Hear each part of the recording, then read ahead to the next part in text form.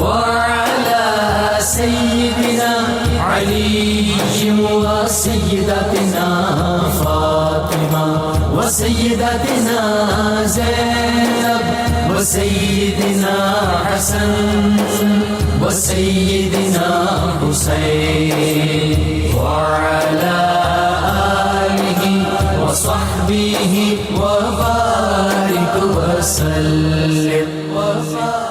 الحمدللہ رب العالمین والصلاة والسلام علی سید الانبیاء والمرسلین. اللہم صلی علی سیدنا و مولانا محمد وعلی آلہ وصحابہ وبارک وسلم وصلی علیہ. دنیا کے تمام دیکھنے والوں کو، تمام چاہنے والوں کو، تمام پیار کرنے والوں کو، اور جہاں جہاں تک اس وقت میری آواز کو سنا اور مجھے دیکھا جا رہا ہے، جنید اقبال کی جانب سے انتہائی محبت کے ساتھ السلام علیکم. ایک بار پھر ناظرین، آپ کو پر نور صبح میں صبح نور کے ساتھ میں دل کی گہرائیوں سے خوش آمدید کہتا ہوں. اور آئیے بلا توقف چلتے ہیں حضرت ابو انیس محمد برکت علی علیہ رحمہ کی تالیف اسماء النبی کریم صلی اللہ علیہ وآلہ وسلم سے رسول اللہ صلی اللہ علیہ وآلہ وسلم کا ایک اسم مبارک پڑھنے اور سننے کی سعادت حاصل کرتے ہیں. سیدنا صاحب العلم صلی اللہ علیہ وآلہ وسلم، ہمارے سردار، تمام علوم کے مالک، درود و سلام بھیجے اللہ آپ صلی اللہ علیہ وآلہ وسلم پر، آپ صلی اللہ علیہ وآلہ وسلم کے آل پاک پر اور صحابہ کرام رضوان اللہ تعالیٰ علیہم اجمعین پر. حضرت ابو امامہ رضی اللہ تعالیٰ عنہ سے ایک روایت ہے کہ رسول اللہ صلی اللہ علیہ وآلہ وسلم نے فرمایا کہ بے شک اللہ تعالیٰ، اس کے فرشتے، تمام زمین و آسمان والے، یہاں تک کہ چونٹی اپنے بل میں، اور مچھلیاں بھی اس شخص کے لیے جو بھلائی کی تعلیم دیتا ہے رحمت طلب کرتی ہیں.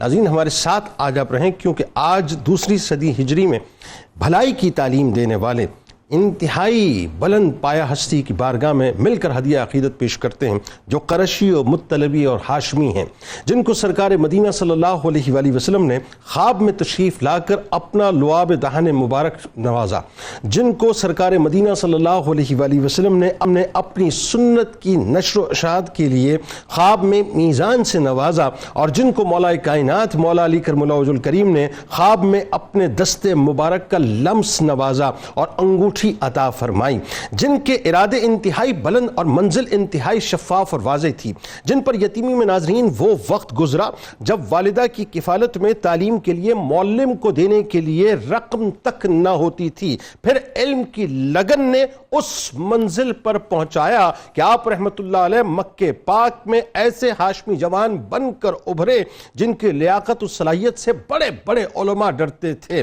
جن کے استاد امام مالک علیہ رحمہ اور امام اعظم امام ابو حنیفہ علیہ رحمہ کے شاگرد امام محمد بن حسن شیبانی رحمۃ اللہ علیہ جیسی بلند مقام امام تھے، اور جن کے شاگردوں میں امام احمد بن حنبل رحمۃ اللہ علیہ جیسی شخصیت ان کی سواری کی لگام تھامے چلا کرتے تھے، جن کے پیروکار شوافع کہلائے، اور جو خود عالم العصر، ناصر الحدیث، فقیہ الملت حضرت سیدنا امام ابو عبداللہ محمد بن ادریس شافعی علیہ رحمہ کہلائے، جو مجتہد اور فقہ شافعی کے بانی اور عظیم روحانی شخصیت کے مالک تھے. ناظرین کرام، ہڈیوں پر، ٹھیکریوں پر اور کھجوروں کے پتوں پر اپنا سبق لکھنے والے امام شافعی علیہ رحمہ خوبصورت ترین شخصیت اور کمال حافظے کے مالک تھے. 7 سال کی عمر میں، صرف 7 سال کی عمر میں قرآن اس طرح حفظ کر لیا تھا کہ اس کے معنی و مطالب آپ پر مکمل طور پہ عیاں ہو گئے تھے. بچپن میں آپ رحمۃ اللہ علیہ کو تحصیل علم اور تیر اندازی کا بے حد شوق تھا. تیر اندازی میں مہارت کا یہ عالم تھا کہ آپ کے 10 میں سے 10 نشانے بالکل درست لگتے تھے. 10 سال کی عمر میں موطا امام مالک حفظ کر لی تھی. 15 برس کی عمر میں باقاعدہ فتویٰ دینے لگے. مکہ پاک کی علمی فضا سے فقہ و حدیث کا نور حاصل کیا. شعر و ادب میں کمال درجہ آپ نے حاصل کیا. امام احمد بن حنبل رحمۃ اللہ علیہ امام شافعی علیہ رحمہ کے متعلق فرماتے ہیں کہ اس قریشی نوجوان سے زیادہ کتاب اللہ کا فقی میری نظر میں آج تک کوئی گزرا ہی نہیں. مزید فرماتے ہیں کہ فقہ کا قفل بے کلید لوگوں پر جس شخص نے کھولا وہ شافعی ہی تو تھے. امام شافعی علیہ رحمہ کی تلاوت کلام پاک کا ناظرین بے انتہا ذوق و شوق تھا. ہر رات ایک قرآن مجید ختم کیا کرتے تھے اور رمضان میں رات میں 2 قرآن مجید ختم کیا کرتے تھے. بہار بن نصر کہتے ہیں کہ جب ہم رونا چاہتے تھے، اب دیکھیں کیسی کمال بات ہے، اور یہ بات ناظرین آج ہمارے لیے بھی بڑی سبق آموز ہے کہ ہم جو تلاوت کلام پاک کیا کرتے ہیں روا روی میں پڑھتے ہیں، لیکن ذرا سنیے وہ کیا فرماتے ہیں. بہار بن نصر کہتے ہیں کہ جب ہم رونا چاہتے تھے تو آپس میں کہتے تھے کہ اس مطلبی جوان کے پاس چلو قرآن پڑھیں، اور جب ہم ان کے یہاں آتے تو وہ قرآن کی تلاوت شروع کرتے، اس وقت ہم لوگوں کا حال یہ ہوتا تھا کہ ان کے سامنے گرے جاتے تھے اور رونے کی آوازیں بلند ہو جایا کرتی تھیں۔ امام یہ حال دیکھ کر قرات سے رک جاتے۔ یہ قرآن پڑھنے میں ان کا حسن صوت کا نتیجہ تھا۔ ناظرین، آپ رحمت اللہ علیہ کی عبادات کی بھی کیا شان تھی کہ نوافل کی کثرت کیا کرتے تھے۔ امام شافعی علیہ رحمہ علم و فضل اور عقل و فہم میں اپنا ثانی نہیں رکھتے تھے۔ وہ شعر و ادب، حدیث و فقہ، انتصاب و ایام میں بھی امتیازی مقام کے مالک تھے۔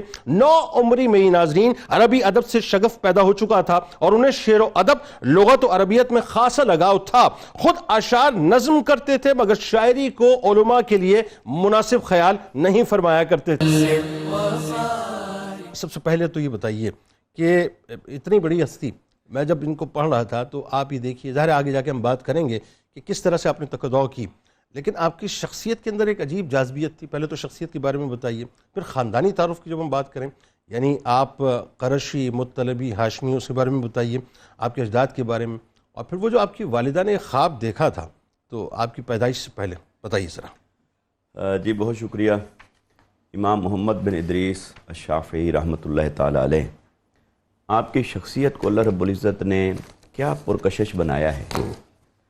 میں یوں عرض کروں گا کہ آپ چاروں فقہ جو اسلام کے اندر اور اہل سنت کے اندر معروف ہوئے، آپ اس کا سنگم ہیں۔ ہاں، بڑا چین سنگم ہے۔ امام مالک رحمۃ اللہ تعالی علیہ کے براہ راست شاگرد، بالکل ٹھیک۔ تو یوں فقہ مالکی آپ کے اندر جھلک رہی ہے، اور فقہ حنفی کا فیض یوں پہنچتا ہے کہ امام اعظم ابو حنیفہ رحمۃ اللہ تعالی علیہ کے شاگرد خاص امام حسن شیبانی، ان کے آپ شاگرد ہیں، بالکل ٹھیک، اور ان کی شاگردی کا آپ خود اعتراف فرماتے ہیں، تو وہ فیض یوں پہنچتا ہے۔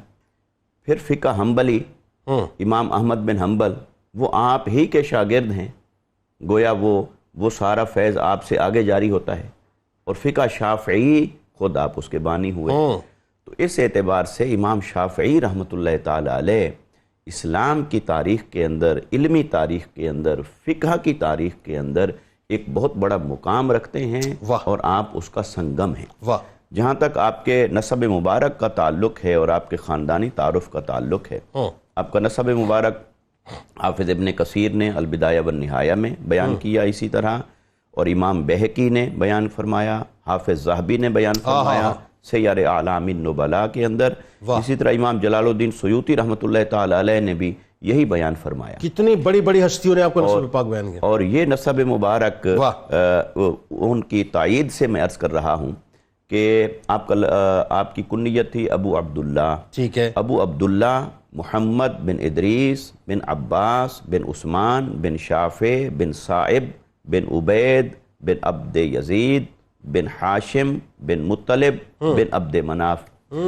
تو آپ کو اس اعتبار سے آقا علیہ الصلوۃ والسلام کے نسب مبارک کے ساتھ آگے چل کے جڑ جانے کی یہ شان حاصل ہوتی ہے۔ سبحان اللہ، سبحان اللہ۔ آپ قریشی ہوئے، مطلبی ہوئے اور ہاشمی ہوئے۔ سبحان اللہ۔ تو یہ وجہ ہے کہ آپ کی جو جسمانی اوصاف کے اندر ہم دیکھتے ہیں جب، تو وہ آقا علیہ الصلوۃ والسلام کے نسب مبارک کا جو حسن مبارک ہے وہ جھلکتا ہوا نظر آتا ہے۔ واہ واہ واہ، سبحان آپ کی رنگت گوری تھی، اور آپ بہت وجیح چہرے والے تھے، بال گھنگریالے تھے، ٹھیک، اور آپ کو اللہ رب العزت نے باروب شخصیت عطا فرمائی تھی، سبحان اللہ، اور چہرہ مبارک نور سے چمکتا تھا، اور داڑھی مبارک ایک قبضہ بھر تھی، اور بڑی باروب شخصیت کی آپ بلکہ آپ کے اجداد میں حضرت شافع بن صائب رضی اللہ تعالیٰ عنہما کہتے ہیں کہ حضرت صائب رضی اللہ تعالیٰ عنہ سرکار علیہ السلام سے جو ہے شکلاً بڑے مشابہ تھے۔ جی، اب اس طرف آ جاتے ہیں۔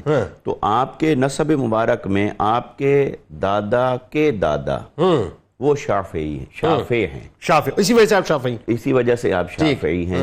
تو وہ صحابی ہیں، اور ان کے والد حضرت صائب وہ صحابی ہیں، اور ان کے بارے میں آتا ہے حضرت صائب کے بارے میں کہ وہ بدر میں شریک تھے، اور وہ سافزر بدر میں کفار مکہ کی طرف سے شریک ہوئے، اور ان کی یعنی اہمیت دیکھی اپنے قبیلے کے اندر کہ بنو ہاشم کا علم ان کے ہاتھ میں تھا بدر کے اندر، اور آپ پھر قیدی ہوئے۔ ٹھیک ہے، تو قیدی ہوئے تو آپ نے ایک بڑا تعجب والا عمل فرمایا کہ فدیہ دیا اور فدیہ دے کر پھر مسلمان ہو گئے. تو کسی نے پوچھا کہ اگر آپ نے مسلمان ہی ہونا تھا تو پھر فدیہ دے کر کے مسلمان ہوئے؟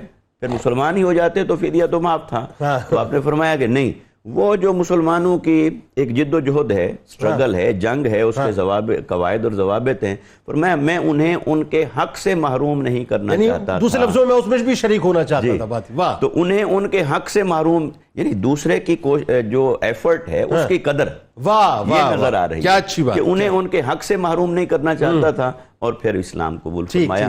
تو حضرت صاحب رضی اللہ تعالیٰ عنہ وہ اپنے بیٹے حضرت شافع کو لے کر آقا علیہ السلام کی بارگاہ میں حاضر ہوئے، اور وہ چونکہ خود آقا علیہ السلام سے مشابہت رکھتے تھے ظاہری صورت مبارکہ میں، تو آقا علیہ السلام نے جب انہیں دیکھا اور آپ کے بیٹے حضرت شافع کو دیکھا، کیا اچھا جملہ ہے، تو فرمایا کہ یہ آپ سے مشابہت رکھتے ہیں، اور بیٹا باپ سے مشابہ ہوتا ہے. سعادت مند بیٹا وہ ہے جو اپنے باپ کے ساتھ مشابہت رکھتا ہوتا ہے. کیا کہنے، سبحان اللہ. تو یہ آپ کے خاندانی تعارف اور پس منظر کے ساتھ جب ہم دیکھتے ہیں، پھر آپ کے والد کا بچپن میں انتقال ہو جاتا ہے، پھر آپ کی والدہ آپ کی پرورش فرماتی حضرت فاطمہ، اور ان کا تعلق حضرت امام حسن مجتبی رضی اللہ تعالیٰ عنہ کے نسب مبارک سے ہوتا ہے، مولا کائنات سے جا کے اس خاندان سے ہوتی ہے. اور پھر انہوں نے بلکہ آپ کے ولادت سے قبل خواب دیکھا تھا. وہ کیا خواب دیکھا کہ میں نے میرے اندر سے مشتری سیارہ وہ طلوع ہوتا ہے، ٹھیک ہے، اور وہ جا کر مصر میں گرتا ہے. ٹھیک ہے. تو جب اس کی تعبیر پوچھی آپ نے، تو تعبیر بتانے والوں نے، علماء نے انہیں بتایا کہ آپ کے بطن مبارک سے ایک ایسا عالم پیدا ہوگا کہ جو مصر کو ٹھکانہ بنائے گا، اور وہیں سے چار دانگ عالم میں ان کا علمی فیضان جاری و ساری ہوگا. اور ایسا ہی ہوا کہ دیکھیے 150 ہجری میں جب آپ کی ولادت باسعادت ہوتی ہے، تو 150 ہجری وہ سن ہے کہ، اور وہ مفسرین نے لکھا، مورخین نے، کہ امام اعظم ابو حنیفہ رحمۃ اللہ تعالیٰ علیہ کا جس دن وصال ہوا اسی دن امام شافعی کی ولادت باسعادت ہوتی ہے. ٹھیک ہے، یہ وہی سال ہے. تو گویا ایک چراغ پردہ فرما رہا ہے اور دوسرا چراغ دنیا کے اندر، یعنی ایک چراغ پردے میں جا رہا ہے. کیا اچھا جملہ ہے. اور ایک چراغ جو ہے وہ روشن ہو رہا ہے. بالکل ٹھیک. اچھا، آپ کی ولادت کے بارے میں دو روایتیں آتی ہیں، ایک تو یہ کہ غزہ اور ایک اسقلان آتا ہے، اور اس دونوں کی تطبیق یہ ہے، غزہ بھی ہے اور اسقلان بھی ہے، اور یہ فلسطین کے علاقے ہیں. تو وہاں آپ کی ولادت باسعادت ہوتی ہے، اور پھر اس میں مورخین نے یہ لکھا کہ چونکہ وہ دونوں علاقے قریب قریب ہیں، اس لیے کبھی نسبت اس اسپیسیفک علاقے کی طرف ہو گئی اور کبھی اس بڑے علاقے کی طرف. بالکل. علامہ صاحب، بڑے خوبصورت ابتدائی گفتگو ہو گئی. اب اس میں ذرا یہ بتائیے، امام محمد ادریس شافعی علیہ رحمہ کی جب ہم زندگی کو دیکھتے ہیں تو خاص طور پہ دیکھیں، میں نے تو عموماً یہی نوٹ کیا ہے، اور میں نے آپ نے بھی محسوس کیا ہوگا کہ جتنی بڑی ہستیاں گزری ہیں بچپن ہی میں، یا تو ان کی ولادت سے پہلے ہی جو ہے ان کے والد محترم جو ہیں پردہ فرما جاتے ہیں، ولادت کے فوراً بعد کچھ عرصے بعد والدہ جو ہیں پردہ فرما جاتی ہیں. پھر دیکھتی ہے دنیا کہ جی وہ یتیمی کے عالم میں مطلب بڑی محنت مشقت کر کے پھر ایک بلند مقام پاتے ہیں. امام محمد ادریس شافعی علیہ رحمہ کے ساتھ بھی معاملہ یہ ہے کہ بچپن آپ کا بنیادی طور پہ آپ کی والدہ کے ساتھ گزرا. اب ایک تو یہ کہ مکہ پاک آپ کی آمد، ذرا وہ بتائیے. پھر تیر اندازی اور شہ سواری کا آپ کو بڑا شوق تھا، بچپن ہی سے اس میں بڑی مہارت تھی، اور کٹھن حالات جو آپ پہ گزرے، یعنی وہ جب میں پڑھتا ہوں تو میں تو حیرت زدہ رہ جاتا ہوں. اس میں تحصیل علم کو جس طرح سے آپ نے جاری رکھا، آپ کی جد و جہد، آپ کی محنت. بسم اللہ الرحمن الرحیم. جیسا کہ ابھی پہلے بھی ذکر ہوا کہ امام شافعی رحمۃ اللہ تعالیٰ علیہ کا بنیادی جو تعلق ہے وہ مکۃ المکرمہ سے ہے. تجارت کی غرض سے، معیشت کی غرض سے آپ کے والد بزرگوار نے فلسطین کی جانب ہجرت کر لی تھی. ٹھیک ہے. اب فلسطین میں ہی آپ کی ولادت ہوئی ہے، چاہے وہ اسقلان ہو یا غزہ، دونوں روایات موجود ہیں. ابتدائی دن وہیں گزر رہے ہیں، اور والدہ ماجدہ ان کی پرورش فرما رہی ہیں کہ بچپن ہی میں والد بزرگوار کا سایہ ان کے سر سے اٹھ گیا ہے. لیکن ایک وقت وہ آیا کہ آپ کی والدہ کو یہ احساس ہو گیا کہ انہیں واپس اپنے قبیلے میں جانا چاہیے. اچھا. تاکہ ان کی فصاحت و بلاغت پر حرف نہ آئے، اور جو خاندانی طور پر ایک علمی وراثت کا سلسلہ ہاشمی خاندان میں موجود ہے، وہ اکابرین اور بزرگوں کے ساتھ رہ کر ہی قائم ہو سکتا ہے. پھر وہ آپ کا نسب پاک، اس کا انٹروڈکشن جو ہے وہ بھی معدوم نہ پڑے، لوگوں کو پتہ چلے کہ آپ ہاشمی. ٹھیک. پھر اس وجہ صرف اس غرض سے، یعنی ایک ماں کہ جس کے سر پر اس کے شوہر کا سایہ نہیں ہے، اپنی اولاد کو محض اس خاطر کہ اس کی تربیت اور اس کی پرورش اچھی انداز میں ہو جائے، وہ واپس فلسطین جہاں قصب معاش کے لیے گئے تھے، واپس مکۃ المکرمہ آ گئے. بچہ اگر عربی کہلائے تو فصیح عربی کہلائے. کیا مائیں، کیا مائیں. آپ واپس تشریف لے آئے، اپنی والدہ کے ساتھ مکۃ المکرمہ تشریف لے آئے، اور یہاں پر آپ نے تحصیل علم کا سلسلہ شروع کیا. ٹھیک. جیسا کہ آپ نے بھی ذکر کیا کہ کٹھن حالات اور معاملات، ایک ماں پالنے والی ہے، اولاد کو کی پرورش ہونی ہے، لیکن ذریعہ معاش اتنا نہیں ہے کہ تعلیمی تسلسل کو آگے بڑھانے کے لیے جو ضروریات ہیں وہ پوری کی جا سکے. درست. آپ جس معلم کے پاس پڑھنے کے لیے جاتے ہیں تو اجرت اور جو فیس ہے وہ پوری نہیں دی پاتی تو معلم کی نظر التفات سے بھی کافی حد تک وہ محروم رہتے ہیں. لیکن آپ نے اس محرومی کو دور کیسے کیا ہے؟ ہمارے ہاں یہ رویہ نا کہ کہیں کوئی محرومی آ جائے تو ہماری بریک لگ جاتی ہے، رک جاتے ہیں کہ جناب آگے تو ہم سب ہمارے ساتھ کیا ہو گیا، ہم تو کچھ کر ہی نہیں سکتے. کچھ نہیں کر سکتے. امام شافعی رحمۃ اللہ تعالی علیہ کیا فرماتے کہ وہ جب کلاس میں استاذ کی نظر التفات نہ ملتی اور کتاب کو سمجھنے میں جو دقت رہ جاتی، کلاس کے بعد وہ انہی طلباء کو وہی کتاب پڑھانے بیٹھ جایا کرتے. جب وہ پڑھانے بیٹھتے تو اس پڑھانے سے وہ سبق انہیں ازبر ہو جایا کرتا. اللہ. حافظے کا تو عالم یہ ذکر کیا گیا کہ آپ کے معلم اور آپ کے جو استاذ ہیں جب دیگر طلباء کو املا کرواتے قرآن کی آیات کا، وہ املا طلباء کر رہے ہوتے اور انہیں حفظ ہو جایا کرتا. اللہ. اور یہ آپ کی تو حافظے کی تو یہ شان اور یہ کمال ہے کہ باقاعدہ آپ کے دیوان میں یہ اشعار موجود ہیں کہ آپ نے امام وکی سے، ان کے استاد تھے، ان سے اپنے حافظے کی کمزوری کی شکایت کی تھی. اچھا. شکوت الی وکیع من سوء حفظی فارشدنی الی ترک المعاصی. کہتے ہیں کہ میں نے اپنے استاد وکی سے شکایت کی کہ میرا حافظہ کمزور ہے. انہوں نے کہا کہ معاصی کو چھوڑ دے. وجہ کیا ذکر کی؟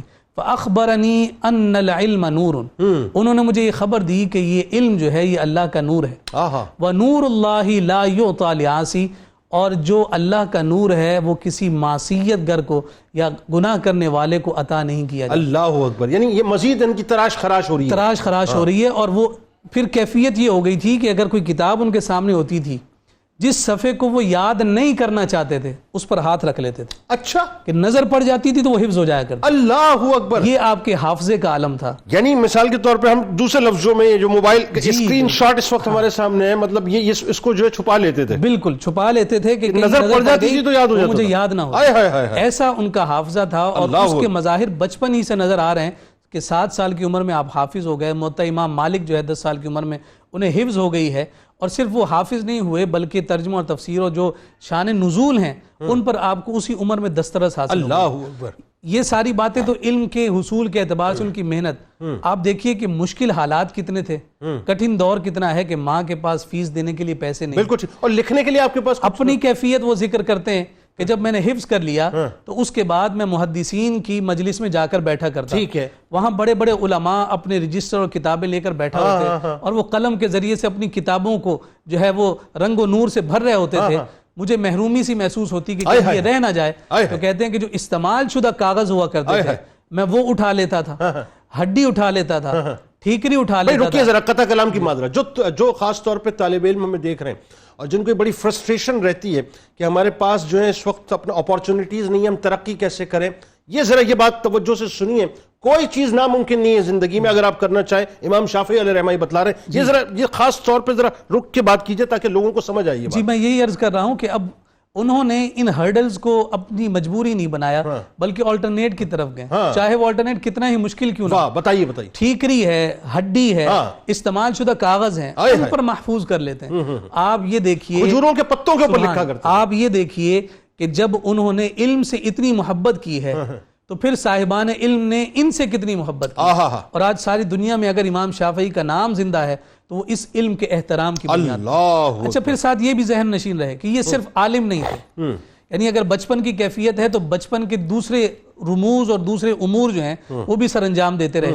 اس علاقے میں تیر اندازی معروف تھی، آپ اس میں مشغول رہے. کیسے؟ اور مقابلوں میں حصہ لیتے ہیں. فرمایا کہ 10 نشانے مارے، 10 کے 10 جا کر جگہ پر لگے. گھڑ سواری میں آپ کو اتنا ملکہ حاصل تھا، تیز دوڑتے ہوئے گھوڑے پر اس کے ساتھ رفتار میں مقابلہ بھی کرتے اور چھلانگ لگا کر اس کی پشت پر سوار بھی کرتے. اور یہ وہی گھوڑے ہیں جو آپ نے امام مالک علیہ رحمہ کو دیے تھے. یہ کوئی معمولی بات نہیں ہے.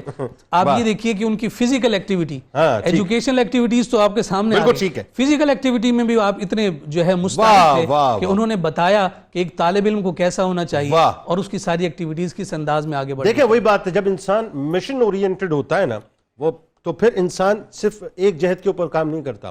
اپنی صحت کا خیال بھی اس لیے رکھتا ہے کہ اسے دین کا کام کرنا ہے، مشن کا کام کرنا ہے، پھر ظاہر ہے وہ اپنے آپ کو ایکٹیو رکھتا ہے. اور یہ ایکچولی ہم نے منسلک ہی نہیں کیا اپنے نوجوانوں کو اپنے اسلاف کے ساتھ صحیح طور سے، ورنہ جو کام وہ کر کے چلے گئے وہ خود مطلب ہمارے لیے جو ہے بہت بڑی مشعل راہ. امام محمد ادریس علیہ رحمہ کا اب دیکھیے اس فیز میں ہم آتے ہیں کہ جہاں پر امام مالک علیہ رحمہ سے تعلق جو ہے وہ بڑا گہرا ہوا، وہ آپ بتائیے ہمیں.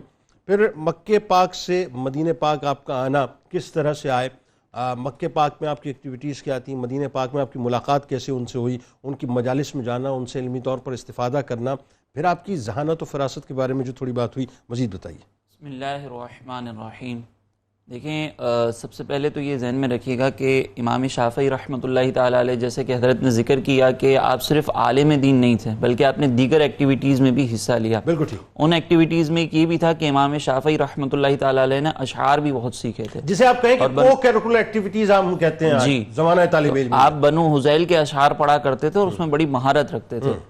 لیکن آپ خود کہتے ہیں کہ آل زبیر کی ایک بزرگ میرے پاس آئے اور انہوں نے کہا کہ کیا تم اپنی قریشیت کے لیے صرف اس بات پر راضی ہو کہ تمہیں اشعار آتے ہیں؟ اور پھر انہوں نے سامنے سے یہ کہا کہ مجھے یہ گوارا نہیں ہے کہ تم اس ذہانت و ذکاوت کے باوجود فقہ سے محروم رہو، لہٰذا تمہیں چاہیے کہ تم فقہ کی طرف بڑھو. واہ. اب ایک روایت کے مطابق تو یہ ہے کہ آپ نے پھر ان سے پوچھا کہ میں فقہ کا علم کس کے پاس سے سیکھوں؟ ٹھیک ہے. تو انہوں نے سامنے سے کہا کہ یہ مالک ہیں، ہذا مالک سید المسلمین اليوم، کہ یہ مالک ہیں جو آج کے دور میں مسلمانوں کے رہنما ہیں، مسلمانوں کے لیڈر ہیں. یہ امام مالک کی طرف اشارہ تھا. پھر آپ نے امیر مکہ، چونکہ آپ مکے میں رہائش پذیر تھے، امیر مکہ سے آپ نے ایک تحریر لکھوائی، ایک امیر مدینہ کے لیے اور ایک امام مالک کے لیے. ٹھیک ہے.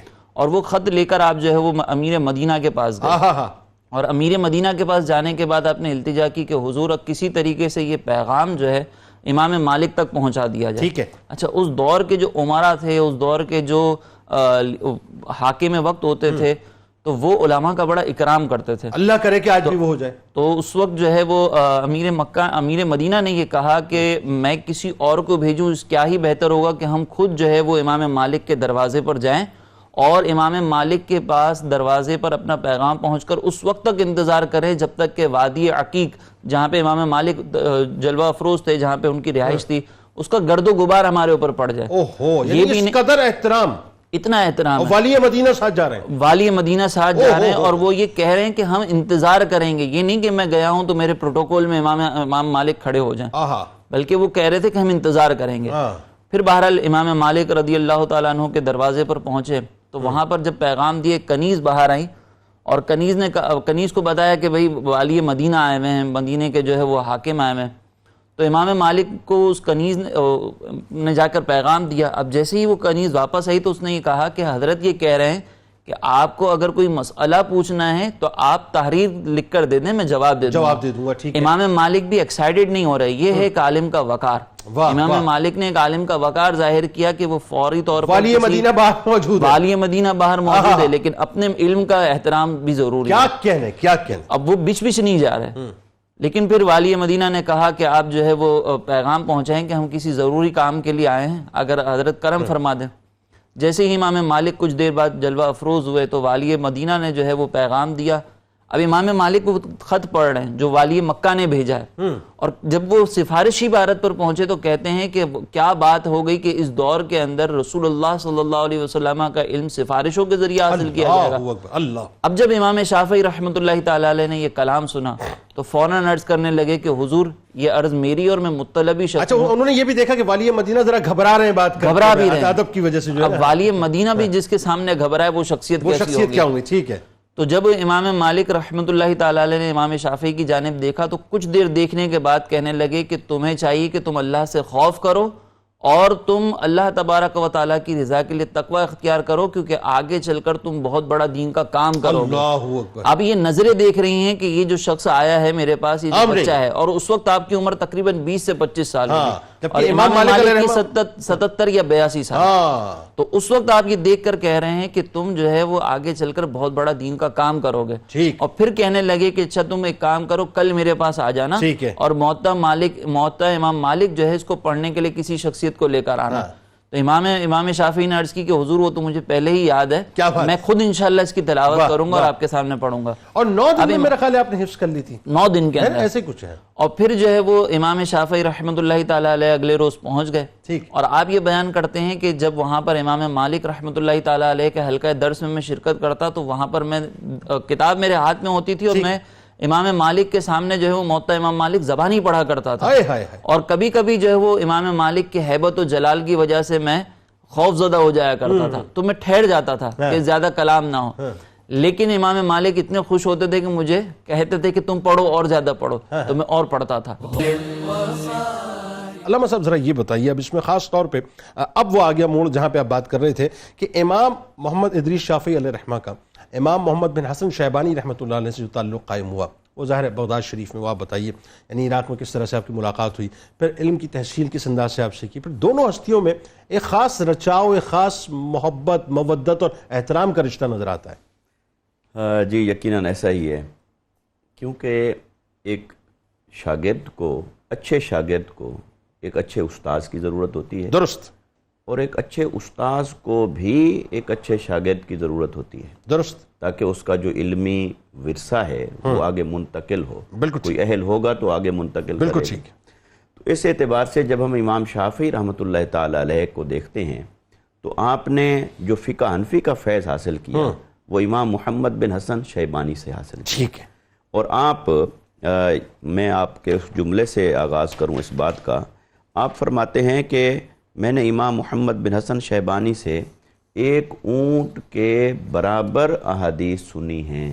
1 اونٹ کے برابر یعنی اس کے وزن کے برابر, یعنی ایک اونٹ پہ لاد دیا جائے جتنا سامان تو وہ کتنا ہوگا, یعنی اتنی کتابیں اگر ہوں جو 1 اونٹ اٹھا کے چلے تو اس کے برابر میں نے ان سے احادیث سنی ہیں. اب یہ امام شافعی رحمۃ اللہ تعالیٰ علیہ کا یہ فرمانا, یہ اس بات کو وضاحت سے بیان کر رہا ہے کہ انہوں نے محض فقہ, اجتہاد اور استدلال کو نہیں حاصل کیا وہاں سے, بلکہ علم حدیث کی بنیاد پر اس سارے علم کو حاصل کیا. سبحان اللہ. تو جو لوگ فقہ حنفی کے بارے میں اس طرح کا بیان سوچتے ہیں یا کرتے ہیں یا لکھتے ہیں کہ شاید یہاں پر علم حدیث کی کمی تھی, تو امام شافعی رحمۃ اللہ تعالیٰ علیہ جو ناصر الحدیث ہیں, جنہوں نے بلکہ حدیث کا التزام کیا, جب ان کا اپنا یہ قول مبارک سامنے آتا ہے تو پھر ہمیں اس حقیقت کو تسلیم کرنا ہوگا کہ فقہ حنفی میں بے شک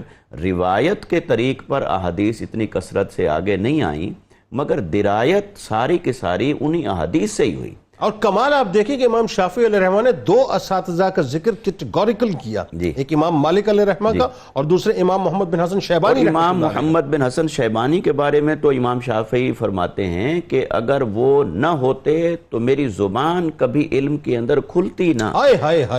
اور آپ جب کم و بیش آپ کی عمر مبارک 37 ایئرز تھی جب آپ امام محمد بن حسن الشیبانی کی خدمت میں حاضر ہوئے بغداد میں, یعنی 187 ہجری کے اندر. ٹھیک ہے, یعنی وہ دور نکل چکا, مدینہ پاک کا امام مالک علیہ رحمہ پردہ فرما چکے. ٹھیک ہے. اور امام شافعی رحمۃ اللہ تعالیٰ علیہ کو 3 اسلام کے مراکز میں قیام فرمانے کا اور وہاں سے حصول علم کا موقع ملتا ہے. بلکہ اسی ٹرانزیٹری پیریڈ کے اندر اگر میں غلط نہیں ہوں تو آپ امیر یمن بھی رہے تو کچھ عرصے کے لیے, اور دین اس کے بعد آپ بغداد شریف تشریف. وہ آپ نے ذمہ داریاں بھی ادا فرمائیں, وہ آپ نے ذمہ داری ادا کی, وہ سیاسی اور انتظامی ذمہ داریاں بھی ادا فرمائیں, پھر آپ نے ان کو چھوڑ دیا. درست. تو آپ مکہ مکرمہ میں بھی آپ کا قیام ہے, پھر مصر میں بھی آپ کا قیام ہے, اور پھر بغداد میں آپ کا قیام ہے. درست. تو جو بغداد میں آپ نے قیام کیا وہ امام محمد بن حسن الشیبانی سے آپ نے حصول علم کیا, اور جب آپ ان کی مجلس میں پہنچے پہلے دن تو امام محمد ایک مسئلے کو بیان فرما رہے تھے, یا بعض روایات کے مطابق خود امام شافعی نے سوال کیا اور انہوں نے اس کا جواب دیا, تو وہ جواب امام شافعی کو اتنا پسند آیا کہ انہوں نے فوری طور پر اسے لکھ لیا. اچھا. تو یہ حصول علم کا شوق جس کی علامہ صاحب نے بیان فرمایا, جس کا ذکر کیا, تو انہوں نے لکھ لیا.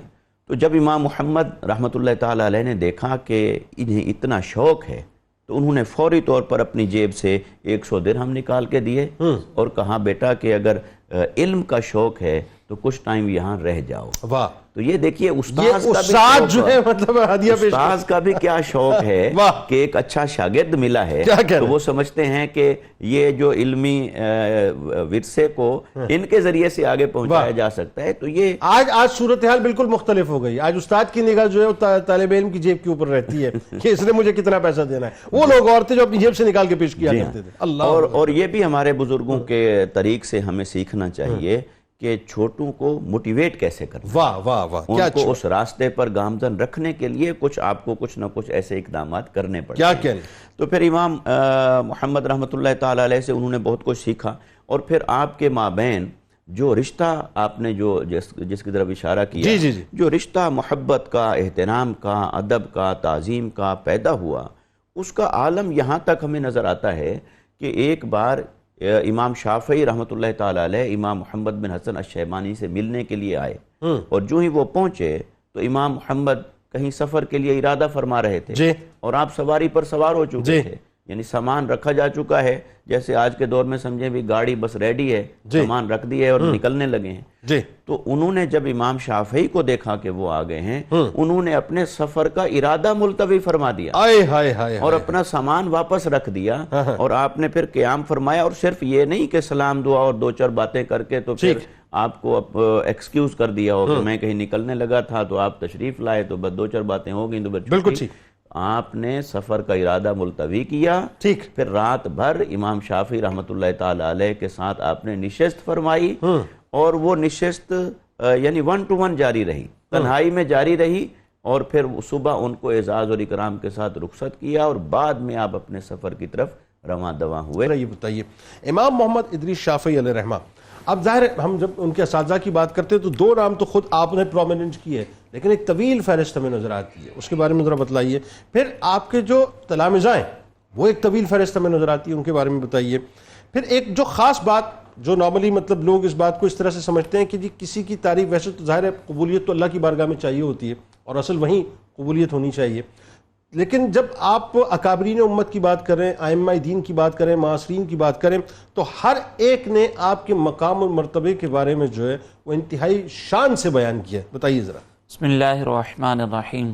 دیکھیں معاصرین اور اساتذہ کی رائے اس لیے بھی بہت زیادہ ضروری ہوتی ہے کہ جس فیلڈ سے تعلق ہو کسی شخصیت کا, اس فیلڈ کے لوگ اگر اس کے بارے میں اچھی رائے دیتے ہیں تو اس کا مطلب یہ ہے کہ وہ اس فیلڈ کے اندر بہت معتبر ہے. ایسے ہی سونے کو سونار پہچان سکتا ہے, کوئی دوسرا لوہار نہیں پہچان سکتا. اور امام شافعی ایک ایسے قیمتی ہیرے ہیں کہ جن کو پہچاننے کے لیے زبردست ہمیں ماہرین چاہیے تھے کہ جو ان کی پہچان کر سکیں. بالکل ٹھیک. آپ نے اپنے اساتذہ کا تو آپ نے جیسے ذکر کیا کہ اساتذہ کی رائے امام شافعی کے بارے میں کیا تھی, تو اس میں آپ نے امام مالک کی رائے آپ نے سنی کہ امام مالک نے دیکھ کر یہ فرمایا کہ تم آگے چل کر دین کا بہت کام کرو گے.